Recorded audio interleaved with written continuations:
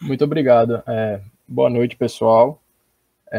Aqui, como ele falou, vou falar aqui sobre uma pesquisa que foi feita lá na Tempest. Vou falar um pouquinho aqui. Primeiro, a gente vai falar como surgiu essa pesquisa, esse projeto de pesquisa, né? Aí depois a gente vai falar um pouquinho o que é que vai ser avaliado, o que é que foi avaliado, no caso, nessa pesquisa, e também como foi essa avaliação. Depois eu vou mostrar os resultados e algumas recomendações. Então vamos começar. Falar um pouquinho de mim, aqui bem simples. Eu sou estudante de engenharia da computação na PoliUPE. Estava para me formar esse ano, mas o corona não quer. Tá cada vez mais complicado aí. E eu sou analista de segurança na Tempest. Faço parte do time de consultoria. Vou mandar um abraço pessoal da Tempest aí. E eu sou novo na área de segurança. Eu entrei como estagiário na Tempest em julho do ano passado. Fiz 6 meses de estágio. E em janeiro desse ano eu comecei lá como analista.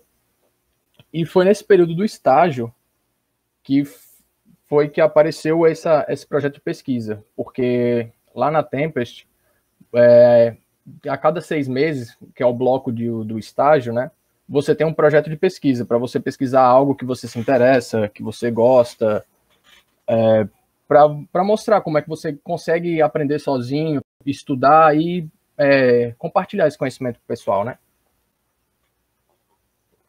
Então, vou falar um pouco aqui como é que surgiu esse projeto de pesquisa. Então, primeiro foi um problema real que foi encontrado pelos analistas da Tempest em clientes reais. Então, eles estavam fazendo um pentest em clientes e encontraram alguns casos em que tinham clientes que estavam usando bibliotecas que faziam a conversão de código HTML para PDF. E aí recomendaram, conseguiram explorar e tal. E aí, com isso, Jodinho, um abraço para Jodinho aí, ele desenvolveu ele fez uma POC para o PDF, que é uma biblioteca, isso lá em 2018. Ele falou um pouco sobre isso, escreveu um blog post sobre isso, e ele foi dar uma pesquisada mais nisso. Aí chegou na época do meu estágio, que eu estava na Tempest, estava finalizando já esse bloco dos 6 meses aí do estágio, e tinha que fazer esse projeto de pesquisa.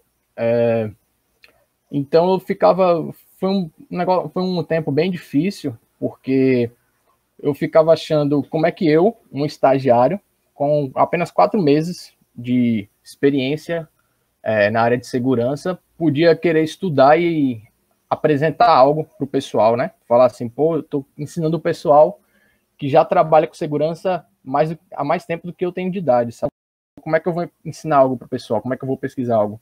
E fiquei com bastante receio sobre os temas, o que eu poderia estudar, muita coisa para aprender que o cara quer estudar, quer aprender, quer descobrir, e aí ficar pulando de um tema para outro, até que Fofão, me conversando comigo e tal, depois de mudar bastante tema, a gente chegou, ele sugeriu esse tema, né, das bibliotecas de conversores. E aí foi esse o tema que eu fiz para o meu research, pesquisei, e que eu estou tendo essa oportunidade aqui. Muito obrigado a Toronto e Marcelo por essa oportunidade de estar aqui apresentando para vocês na UASP. É muito importante isso. Então vamos falar um pouquinho mais. O que avaliar? Primeiro, a gente teve que decidir o que é que ia ser avaliado nessa pesquisa. Tinha que montar o escopo, né? Porque senão ficava muito geral. O que a gente poderia estar fazendo. E para isso, a gente foi avaliar as bibliotecas, e para selecionar as bibliotecas, acabei selecionando, mas teve critérios para fazer essa seleção. As bibliotecas tinham que ser de código aberto, porque apesar de existirem APIs, frameworks, outras bibliotecas até que são pagas, não seria algo muito legal até para a comunidade para estar fazendo, e por outros motivos. Então seria melhor estar fazendo da prioridade que tem código aberto ajudando, né? Falar sobre isso.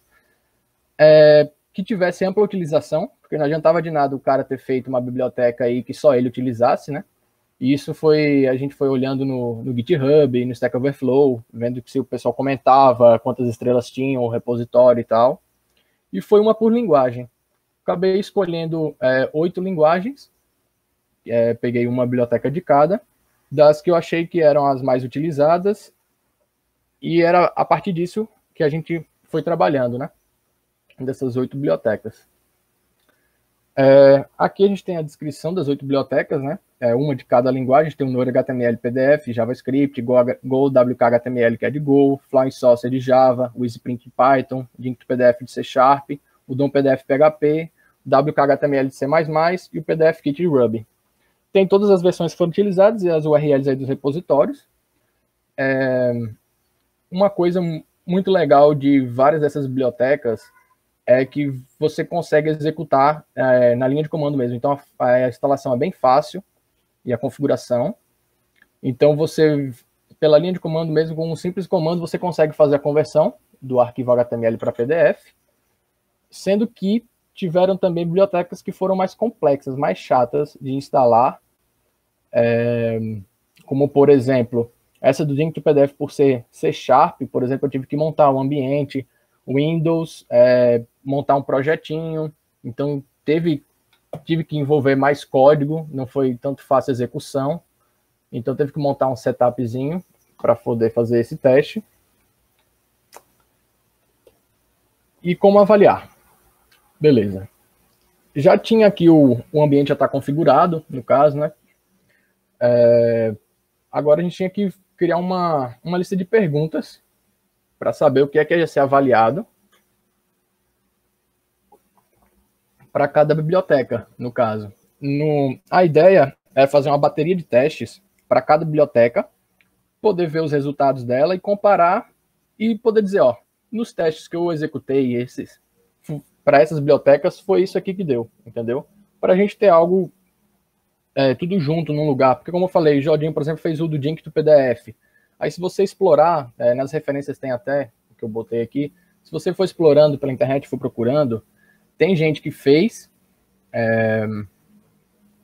acerca de uma biblioteca específica, mas não tinha algo sobre várias, entendeu? Que pudesse mostrar o que elas têm em comum e estivesse falando a respeito disso.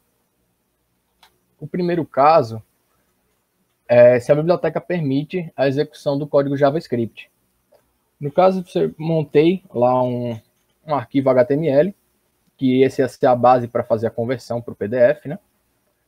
E aí, o primeiro teste ia ser se a biblioteca vai permitir a execução de JavaScript. Então, no primeiro a gente já começa com uma div ali, dizendo que o JavaScript não foi executado, mas no caso, tem um script dentro que ele vai alterar essa div se a biblioteca de fato executar JavaScript, né? Então, quando você vai fazer a conversão do arquivo, tem bibliotecas que executam e tem bibliotecas que não executam.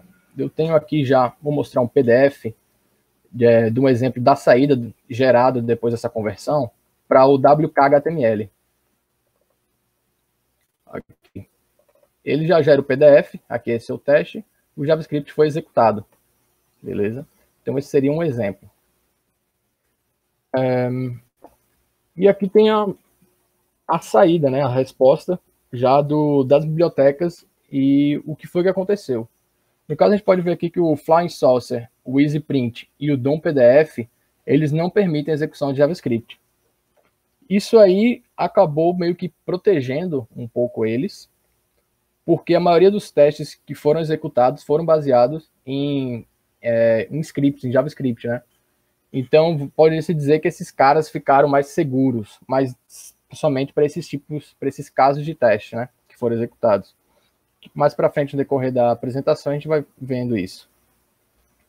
Então, o segundo caso de teste, né, a segunda pergunta que a gente está fazendo aqui, para essas 8 bibliotecas, aí a gente vai verificar essas cinco que permitem a execução de JavaScript, a gente vai ver se elas permitem a execução por padrão. Porque poderia ser uma biblioteca que ela tem essa opção, ela tem essa feature de você habilitar a execução de JavaScript ou não. Mas todas essas que permitem a execução de JavaScript, elas permitem por padrão. Então, vamos dizer que por uma falta de atenção do desenvolvedor, por não saber, por uma falta de informação, o cara está utilizando essa biblioteca no projeto, então pode acabar deixando passar isso e permitir essa execução, né? O cara está vulnerável e não sabe. Então, assim, isso não é um problema de segurança, mas seria uma má prática, no caso. Aqui, o terceiro ponto, ainda sobre isso do JavaScript, é se é possível desabilitar a execução do código JavaScript.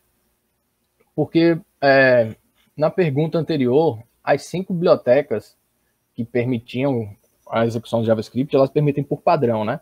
Então, se o cara já vem por padrão, você pode esperar que, pô, quero desabilitar também, né? O cara já me vem forçado, eu quero poder desabilitar. Só que, não, na maioria delas, aqui 4 delas, não é possível você desabilitar a execução de JavaScript. Então, de qualquer jeito, o cara poderia estar executando um JavaScript. Se você botar um HTML que tem um script lá, ele vai acabar fazendo essa conversão e executando o JavaScript, se as medidas de recomendação não forem bem implementadas, né? Somente aí o WKHTML, que acho que é um dos mais famosinhos que tem aí, até outros são baseados nele, né? Outras bibliotecas. Só ele possui essa feature de desabilitar a execução por padrão. Beleza. A gente viu já nos primeiros casos sobre execução do JavaScript. Agora a gente começa a ver os problemas que tem, o que você pode fazer. No primeiro caso, a gente vai estar vendo se é possível realizar uma negação de serviço, um DOS. Tem várias maneiras que poderia estar fazendo esse DOS no servidor, porque a gente está assumindo que essa biblioteca está rolando no servidor, o cara tem uma aplicação web lá rodando, e você está conseguindo injetar algo no HTML. Vamos dizer que o cara está convertendo um HTML para PDF para dar um boleto para você pagar uma conta. Você consegue alterar seu nome, consegue injetar alguma coisa lá, então você vai conseguir injetar um JavaScript, alguma coisa. Nesse caso, para fazer o DOS, a gente tentou dar uma segurada na execução para poder fazer essa negação de serviço, né? Então, nesse caso, a gente está utilizando a função sleep, vai botar aqui para dormir por 10.000 milissegundos. Então, ele vai ter, a princípio, ele tem a div main ali, e vai entrar no sleep, né? Quando for fazer a conversão do HTML para o PDF. Se ele passar esse tempo, se o conversor, se a biblioteca esperar esse tempo, então vai alterar o valor ali da div para dizer que o JavaScript foi executado. Se poderia acontecer um caso da biblioteca não esperar esse tempo, entendeu? Então, já quebrar o retorno, não espera por esse sleep, e aí o DOS não funciona. Vou mostrar aqui um exemplo de saída de uma conversão desse HTML com a biblioteca WKHTML. Fazer a conversão e ó, ele me deu o PDF em branco, beleza? Foi que aconteceu um erro, então não consegui fazer um DOS utilizando a função sleep. Como pode ver aqui nos resultados, nenhuma das bibliotecas que executam JavaScript foi possível fazer esse DOS com a função sleep. O que eu estou mostrando aqui os resultados é o WKHTML, beleza? Agora vamos para o outro caso. Já que com a função sleep não funcionou, a gente tentou aqui também o caso de colocar um loop, quase um loop infinito aí, um loop infinito, né? E que a gente coloca um contador. E cada vez que ele vai executando, ele vai aumentando esse contador, né? Para poder ver se consegue fazer esse DOS enquanto a biblioteca vai fazer essa conversão. Vou mostrar aqui o exemplo de saída da conversão do HTML. Aqui, por exemplo, a gente já vê o valor, né? Que teve o output aqui. Então, ele executou o contador. Como você pode ver, o contador começou em 0. Então, ele foi alterando o valor aqui para o do contador. Então, ele de fato aconteceu esse DOS, né? Então, quando entrou o HTML para fazer a conversão, ele executou o JavaScript, entrou no loop e ficou aumentando esse contador. Esse aqui tem algumas ferramentas online na internet que tem um demo, uma demonstraçãozinha, que você consegue mandar um arquivo, um código, e aí com esse aqui eu mandei para algum desses e ele ficou lá um tempão rodando a demo, então eu consegui ver que ele realmente fez o DOS também, além dessas que eu testei. Acho que não era para falar isso não, mas tá aí. Bom, o resultado do teste para as bibliotecas, todas as bibliotecas que permitem o uso de JavaScript, é possível fazer esse DOS com o loop infinito aí. E, lembrando, novamente, estou mostrando os outputs do WKHTML. Beleza. Agora, outro caso de outra vulnerabilidade que a gente está vendo aqui é se é possível realizar um server-side request forgery. Nesse caso, a gente vai estar colocando um iframe para ele carregar um conteúdo externo. Beleza? Durante o processo de conversão, a gente vai ver se ele consegue fazer uma requisição para essa URL, né, o external service, ver se ele consegue fazer essa requisição e ver se ele carrega o conteúdo nesse iframe. Com isso, a gente poderia fazer outras coisas. Nas referências também tem falando de ataque, o cara consegue fazer, consegue varrer a rede interna, às vezes, entendeu? Então, é uma vulnerabilidade bem interessante de ser explorada. E para esse caso, eu tenho aqui o output do WKHTML, por exemplo, quando a gente foi fazer a conversão, aqui ele carregou no iframe o conteúdo externo aqui, ó. Então a gente conseguiu executar. Com todas essas bibliotecas estão passíveis, né, desse SSRF. Quando você vai fazer a conversão, eles conseguem carregar o conteúdo externo. Deixa eu mostrar aqui. Opa, não, é o próximo isso. E pensando nisso, no caso também do DOS e do SSRF, uma coisa que poderia estar meio que mitigando isso, poderia ser se ele tivesse um limite do número de requisições, né? Então a gente fez um teste para isso também, para ver se essa biblioteca vai limitar esse número de requisições. No caso, a gente vai ter aqui, começando com a div, vai ter o iframe e vai tentar carregar dentro de cada iframe uma conexão local aqui. Vou conectar para o meu localhost, na porta 9000, para ver se ele carrega esse cara, para ver se ele vai limitar o número de requisições. Aqui tem o output, então você vê que ele conseguiu carregar aqui durante a conversão, ele abriu vários iframes, não carregou conteúdo porque não tinha o que ser carregado, que eu botei só para montar a conexão. Vou mostrar aqui os prints. No caso, ele foi tentando fazer a conexão. Como eu falei aqui, o jeito que você executa o WKHTML, por exemplo, é pela linha de comando mesmo. Você bota o nome do arquivo e a saída. Então, facilita bastante. Aqui, mostrando a conexão que foi feita. No caso, chegando aqui, os requests. E mostrando aqui que a conversão foi feita com sucesso. Aqui, ó, ele montou as páginas, resolveu os links, montou os headers e footers e printou as páginas. Então, no caso, ele fez todas as tentativas de conexão ao localhost na porta 9000 e depois ele exportou o PDF. Então, a conversão foi feita com sucesso. E aqui a gente vê as requisições chegando. Beleza? Isso no servidorzinho que eu montei. Ó. Você pode ver que está chegando aqui o WKHTML e tal, no User Agent.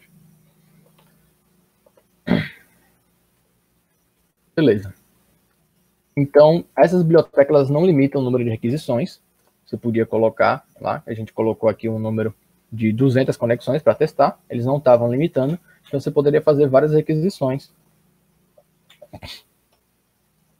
E aí, um dos mais conhecidos, que acontece dos conversores, dessas vulnerabilidades que tem, né, das mais conhecidas que tem, é o Arbitrary File Read, se é possível ler arquivos arbitrários, né?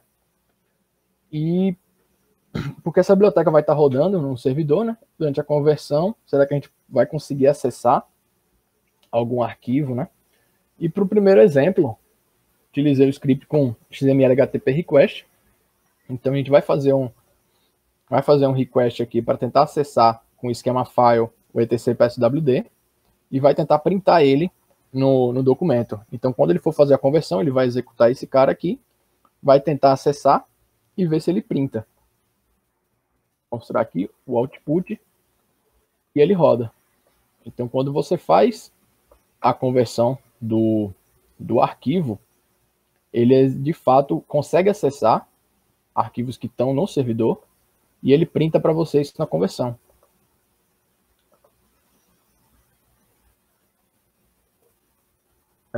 Todas as bibliotecas que executam JavaScript, foi possível ler arquivos arbitrários, e com isso a gente foi usando com outras tags, né, para ver se a gente conseguia acessar, utilizando o esquema file, no iframe nesse caso, para ver se a gente conseguia acessar também, porque aí aqui a gente não ia ficar preso à biblioteca ter que utilizar o JavaScript.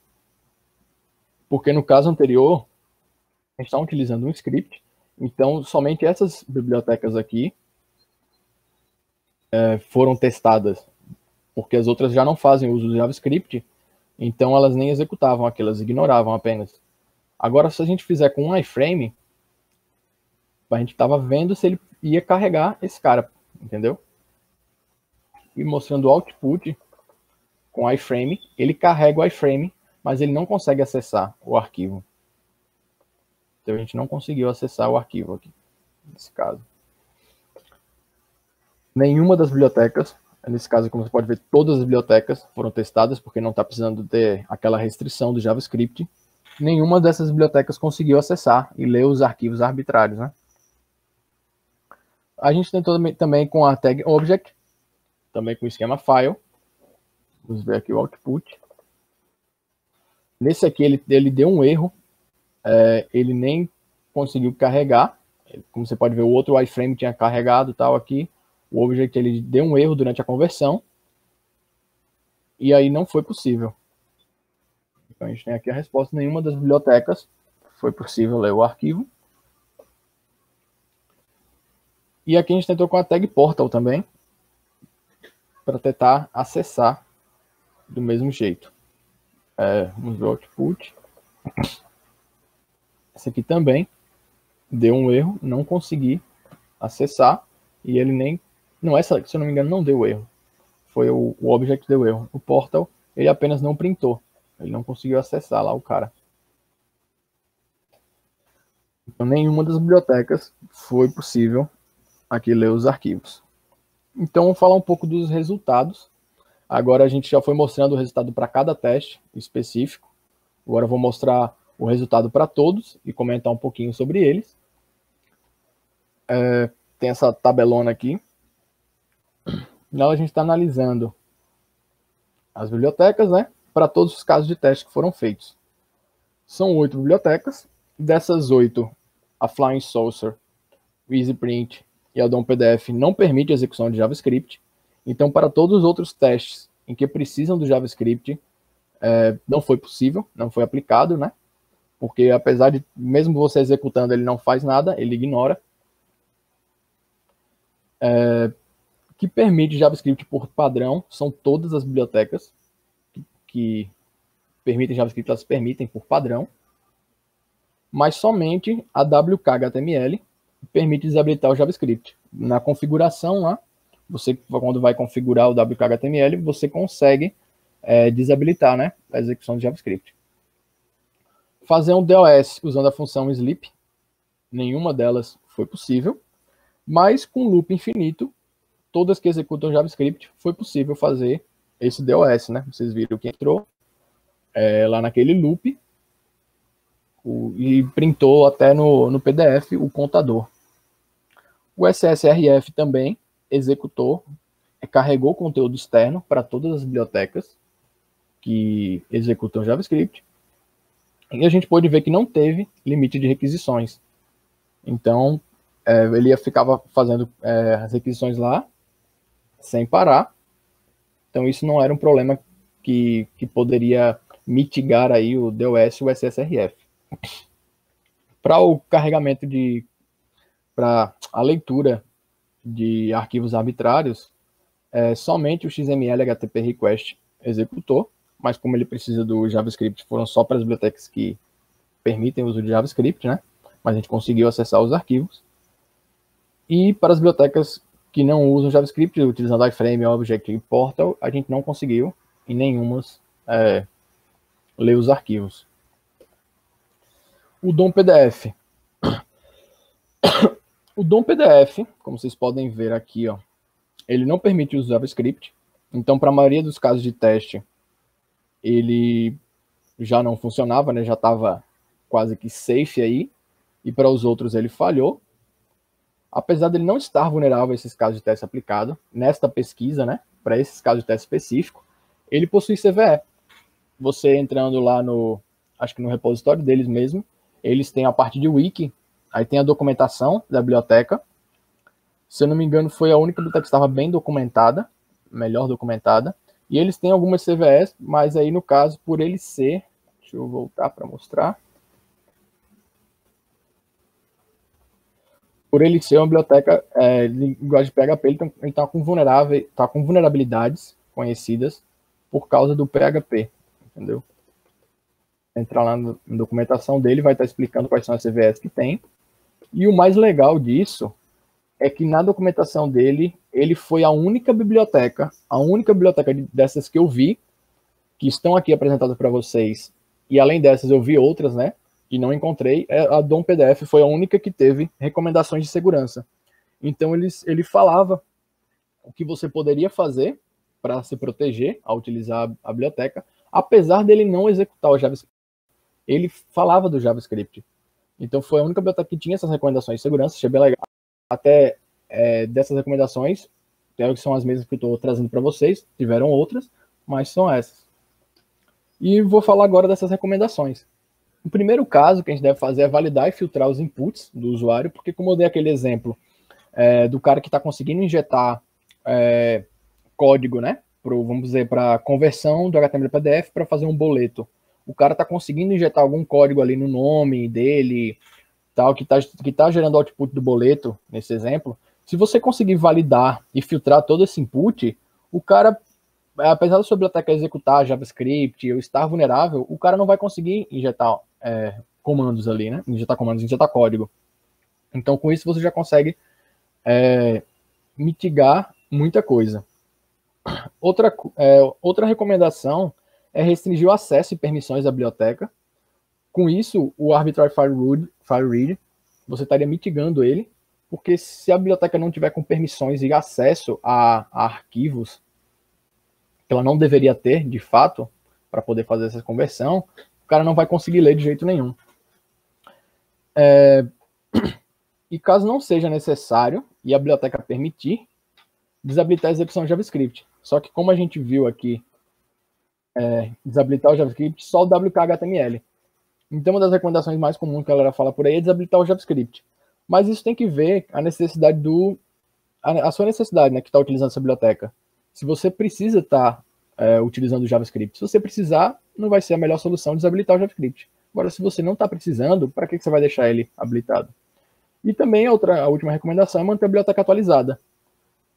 Que com isso, os caras vão vendo as novas vulnerabilidades que tem. Por exemplo, quando eu comecei esse research, eu fui ver o WHTML, e no dia que eu comecei o research, eu instalei e tal, eu fui olhar os commits do repositório, e fazia 2 dias o cara tinha ajeitado, tinha pelo menos commitado, que tinha ajeitado a leitura de arquivos arbitrária. Então eu falei, porra, fudeu. Como é que eu vou conseguir ler? Eu tô começando o research agora e já vai dar ruim, entendeu? Sendo que, por sorte, beleza, ele tinha comitado, tinha aparentemente consertado isso, mas não tinha feito release ainda. Então a versão que eu estava utilizando, ela ainda estava vulnerável.